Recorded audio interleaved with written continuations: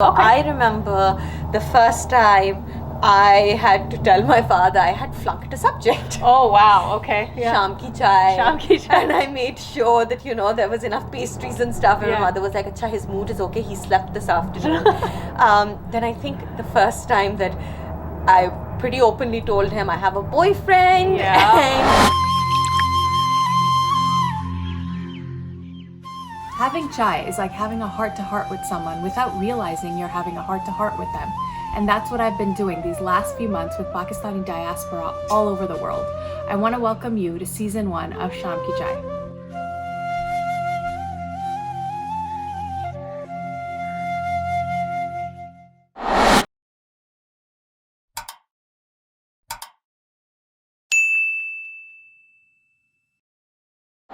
Hi everyone, Assalamualaikum. Nitasha here again with Shaam ki chai. We are here today with Priya Cutts. She is the Director of Project Management at Rally Health, and she's also the founder of We Are Female Tech Leaders. Welcome, Priya. Thank you for being on the show. thank you for having me, Nitasha. You've done incredible things, which we will get into, all of them, don't worry. But right now, let's just take it all the way back. And so you were born in Pakistan, in Lahore, right? And that's where you grew up? I did, yeah. So, born and raised in Lahore, Pakistan. Went to school there, lived there till I was 18. Left for college. Wow. And then that was that. Just That kind was of it. never went back after that. Oh, wow, that's incredible. So you went to an all-girls school, correct? I did. I was at grammar school. Got to classify. It was the defense branch. The OGs. Yep. Yeah. So was there from like Montessori all the way through A levels. So childhood friends and everything were from there. We're from there. And then I went to England for a couple of years. Okay. And then I moved to Berkeley. Wow. And then the startup bug kind of bit me, and As it does us all. and then I made some tough decisions, and my career kind of took off from there. That's incredible. And so one of those tough decisions was, and I remember, not completing school, right? Yeah. And so tell me a little bit more about that, and how did your family take that? Not well. I bet, yeah. Not well is the reaction. I was working for by fluke, I ended up at this tech startup out of Germany called Okay. Liquid Air Lab. Okay. This is pre-Spotify. This is pre any Pandora existence. Okay. And we were syndicating and bringing radio stations onto cell phones. And this is back when the iPhone didn't exist. Wow. Okay. And I was one of those people who wasn't very good at school, not gonna lie. Acha. In high school, I wasn't the best student. I was always thinking outside the box. I didn't really. They made me drop math when I was like in 9th grade because I was so bad at it. Okay, Right? okay. I have my own theory about this because I'm really not that bad at it anymore. Yeah. And so that had kind of followed me a little bit, Okay. right, from my own perspective. Right. And the opportunity with this was so exciting, and it was so cutting edge and different than what anybody that was in my peer group that was doing. They were all doing the very traditional, you go to college, you go back, you work for a multinational kind of situation. Right. Yeah. And I've never really fit into a box for that mold. Of course. Yeah. No, I get it. I get It's just, I'm the youngest of 4. That's just how it's been for me. Yeah.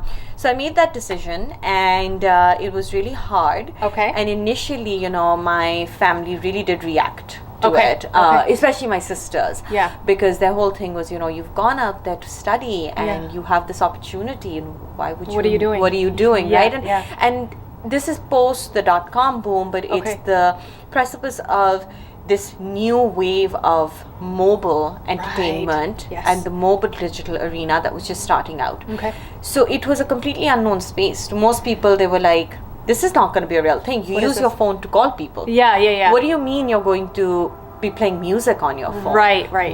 Let's talk a little bit about your life in Pakistan, because you mentioned you had the opportunity to go back, but you didn't, right? Yeah. And so anyone that I've interviewed, I feel like has their own perspective of what Pakistan is. So everyone lives in their own bubble, right? Very much. And so you have the bubble of like rickshaw nahi milte, or the bus, whatever, the bus schedules aren't aligned. And then you have the bubble of people that really have no idea that exists, right? And I call that the 1%er bubble.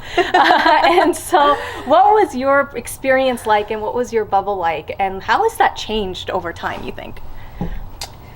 So my bubble Yeah. was that 1% bubble. Okay. And I pause as I say that because it's not like that was the only bubble. Got it. My family belonged to that bubble, but Right. I certainly knew people that were more middle class, that were, outside of that bubble a little bit. But even then, the educated sect of Pakistan tends to kind of stick together. Yeah, they do. They do. And it's still that way. Yes. How has it changed Yeah. from when I was there? So there's two answers to this. Sure. It hasn't changed, Okay. and then it's changed dramatically. All right.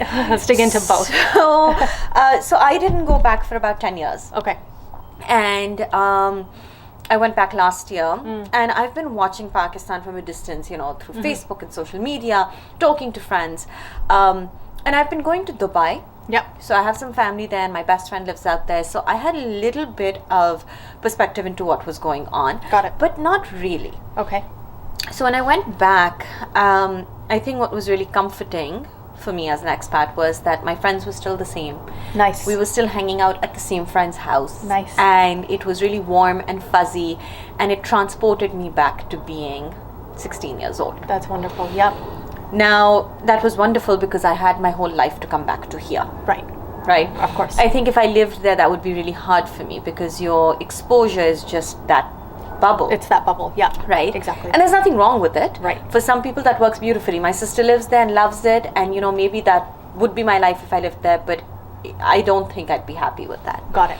So in that ways, everything felt very much the same. Yeah. In other ways, it's changed. Okay.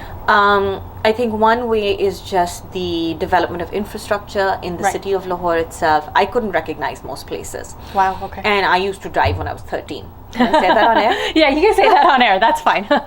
That's okay in Pakistan, really. I mean, kind of. Yeah. But yeah, Yeah. I was driving at 13 and I knew how to get anywhere. We didn't have GPS, and we Right, didn't no, of have course not. MapQuest even. I remember for birthday parties, they used to draw a map on the back of the invitation. That's It was hilarious. Kind Okay. of hilarious. Yeah. But so I couldn't recognize a lot of places. Okay. So that was different. I noticed that there's definitely more media Yeah. that's emerging out of Pakistan. Okay. And I see that as an expat over here as well, right? So if you're on YouTube or you're on any social media platform, you're going to notice more talk shows, Yes. more shows in general that are talking about their movie industry, their fashion industry. Right. None of that existed when I lived there. Okay. It was very small. Pakistan, or what I've noticed happen in Pakistan is there was a big modeling industry, Yes. and a lot of those models transitioned into films. Yes. They have. And then a Mahira Khan happens. Right. Right. She was a VJ. She makes a movie, and she's a sensational, beast overnight. Yes, literally. exactly. She's gorgeous, and she's a fabulous actress. Right. Based on that, there was this huge emergence of the movie industry that happened. It was Right. kind of a revival of Pakistani cinema. Right. When I was growing up, there weren't a lot of Pakistani movies to go to. There were weren't. some. Yeah. But they were in the inner city. There weren't really any cinema halls Yes. to support that business. So there was a big, I've seen a big emergence of that. So there's the huge. industry of films. Yes. And then again, the micro industries to support that. The music Right. business. Again, something like Coke Studio Yes. had just started out when I left. Okay. And that has just grown tremendously. Taken away. $192 million invested in the last 5 years in Pakistani startups. Isn't that insane? That's amazing. Yeah. I interviewed Kulsum. 192 million. Million. I was interviewing Kulsum Lakhani a couple weeks Oh, ago. Yeah. And she was talking about the startup industry there in growth markets and stuff. Yeah, and it's just yeah. fascinating the way it's just taking off. It is. Yeah. There's a lot of young founders that are Yes. putting their money into it. There's people that are going back from here. Yes. That want to get involved. You've got Hapa Studios out there that's doing Yep. a wonderful job. I mean, there's just so many young companies. I was recently talking to the founder of WebWorks, and she's Okay. been doing this for 6-7 years. Yeah. And her partner started Kareem, but she was also talking about how it's becoming a viable market. It you know, is. 6 years ago it was not really No. a thing. No. So in that sense, I've seen very positive changes That's coming out of interesting. Pakistan. So let's go back to your point on media for a second. Yeah. And just how the media, so you have media happening on one side, right? And then you have everything that's going on with the female empowerment movement and the Aurat March movement, and just everything that goes, and just the way the media portrays the role of women. And I feel like they're all at odds and they're clashing with each other, right? And so what are your thoughts on that, and what role does media play to push women forward in that country? Loaded question. Loaded question. So the media plays a huge role in pushing that narrative forward, right? So for people that aren't from Pakistan, most homes have women that stay at home. Yes. Most women are stay-at-home moms, homemakers. They wait for their children to leave for school and to watch their morning shows. And then they wait for their children to go to sleep at night and watch their dramas. Yes. Both of those platforms in Pakistan are extremely regressive in their portrayal of women and what women in Pakistan stand for. The way I think of it is, in the US or in the world over, the Kardashian-Jenner family has taken over and changed how an entire generation of women thinks about themselves. Yes, they have. And it's through media. It's through the representation of women in media. Yes. In Pakistan, if you start showing smart women that are educated, that are talking about their bodies and their right and their agency, then women that are watching it are going to say, oh, okay, that's how the world can also be. Yes. But if you're just showing saas bahu ki ladaiyan and rona dhona, so then we're going to get stuck there. What you're going to get stuck with. Yeah, you're going to get stuck. I know there was a lot of controversy about the Aurat March movement last year, and the slogan of Meri Jism, Meri Marzi and all that stuff was obviously taken out of context. Not surprised. Not surprised. What are your hopes for the Aurat March movement this year? You know, I think it's wonderful that they're marching. Yes. I think it's important. I think it's important to show that unity of women. Right. I think it's important to, civil protest is a human right. Yes. I really do believe that. I think some of the largest movements in the developed world have come from organized marches. Yes. There's a reason Dr. King marched. Yes. Right? And Yes. there was change because of it. There's a reason the US is marching for BLM's movements, and we're seeing change. And right? there is change, yes. There is change. Absolutely. We've elected a new president. Oh, thank God. We have like a half black vice president Yes. in the Half White black, House. half Indian. Half black, half Indian. Female. A woman. Like, Yes. Things are Yes. changing, and it is. You don't see it, but it's because of these marches. It's because of the viewership that these things are getting. Yes. So you may sit in your drawing room and say, oh, these women that are marching, what are they doing? They're just yelling about stuff. Bhai, that's how it starts. You have to raise your voice. Lend your voice. If you're in a position of power, Yes. and if you're in a position of influence, lend your voice to these causes, right? So the controversy, I think that it is ridiculous that Mera Jism Meri Marzi has been taken out of context and is being perceived as a sexualized term. 100%. It is literally saying it is my body and I have agency over it. Yes. So I get to decide when I get pregnant, how I get pregnant, who touches me, who doesn't touch me. Yes. And anybody that has a daughter should be grateful that there's women marching for this, because absolutely. they are protecting the rights of our next generation. Yeah. Right? Yeah. So that in itself just really blew my mind, but I wasn't surprised. Not surprised though. Not surprised. Not surprised. No. Because I think what would be a little bit more effective is educating people, right? Yeah. So I think you do your marches, and I hope that the Aurat March turns into this, right? Yeah. Continue to march, raise your voices. I mean, shout out to Leena Ghaniman. Yeah. That girl has been marching for years at this point. She comes from a very prominent family, and I know that the social 1% poo-poos on her a little bit now, because it's like, oh, what does she do? She's just yelling about stuff. Yeah. The thing is, she's doing something. Right. She's raising her voice. Yes. She's lending her name to something. Yes. But she doesn't have to lend her name. She doesn't. Right? No. She was one of the first ones to come out and support Misha Shafi.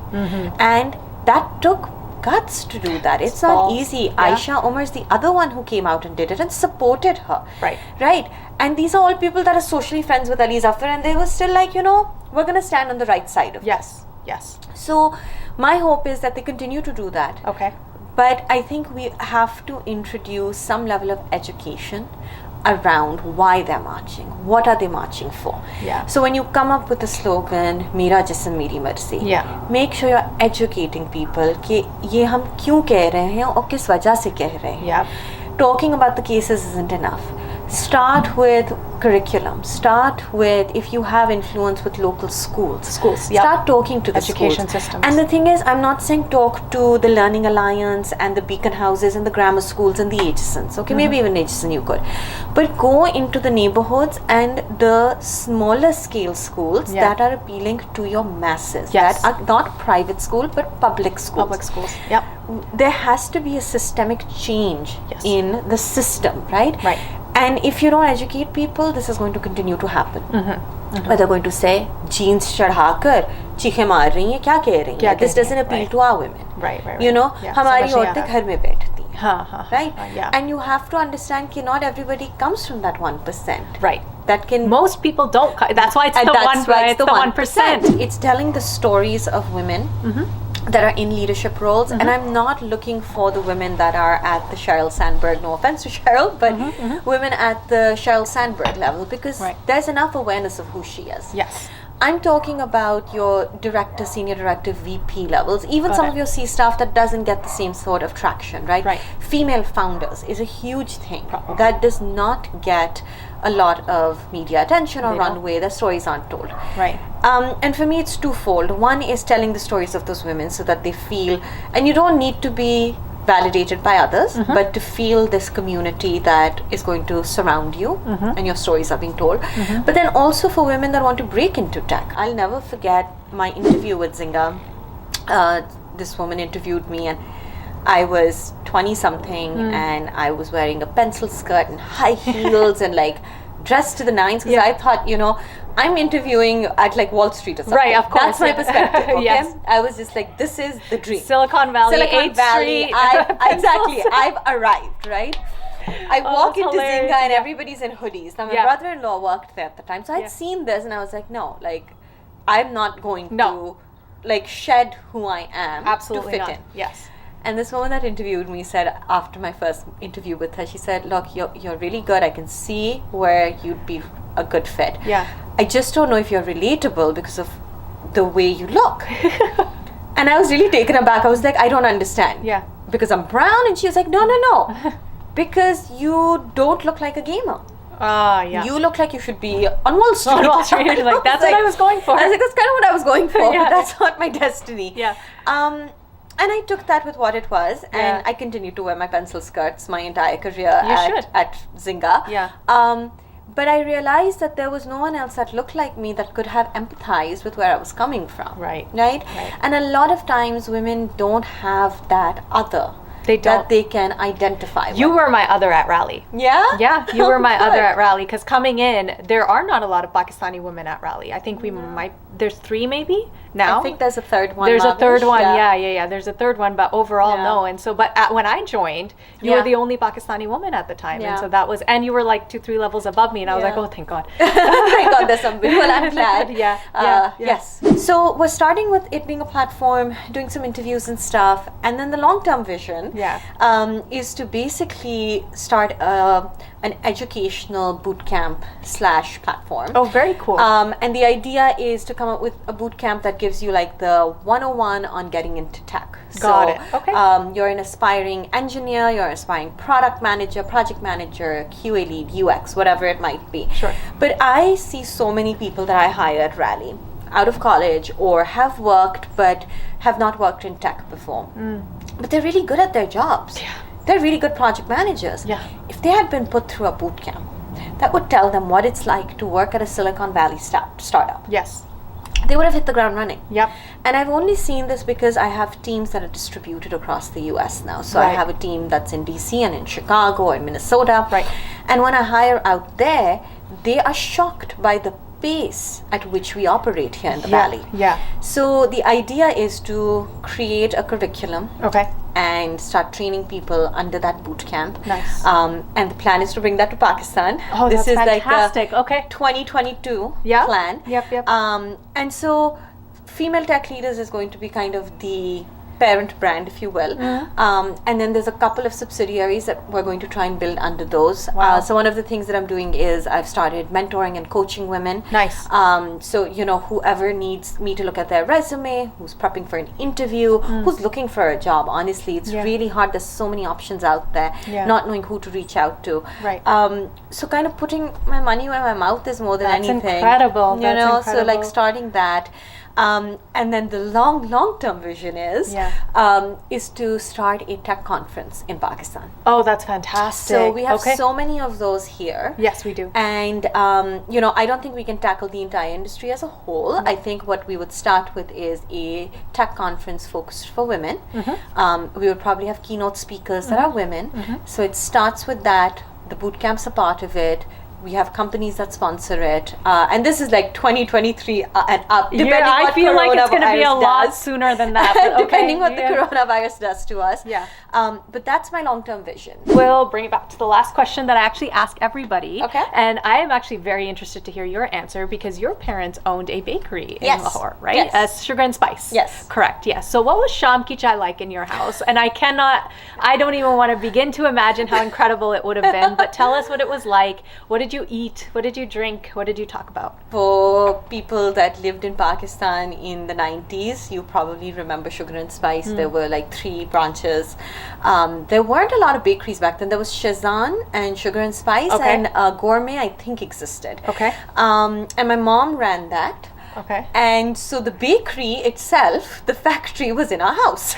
It's fantastic. So, I wish I had a bakery in my house. I mean, I don't know if you wish that. At this age, probably not. Back then, as a child, I was very little, but I remember there always being something new that we were trying out. Okay. For chai. So I remember the first time I had to tell my father I had flunked a subject. Oh, wow. Okay. Yeah. Shaam ki chai. Shaam ki chai. And I made sure that, you know, there was enough pastries and stuff. And my mother was like, Acha, his mood is okay. He slept this afternoon. Then I think the first time that I pretty openly told him I have a boyfriend and it was my 18th birthday, and I was like, you know, I'd like for my guy friends to be able to come to my birthday. Yeah. So, and we were living at a farm in Bedia at that point, and I wanted to throw this big bash, and I was like, Abba, and I went to an all-girls school. Yeah. And chai peete hue, I was like, Abba, so it's my 18th birthday and I really want my guy friends to come, and one of them is a very special friend.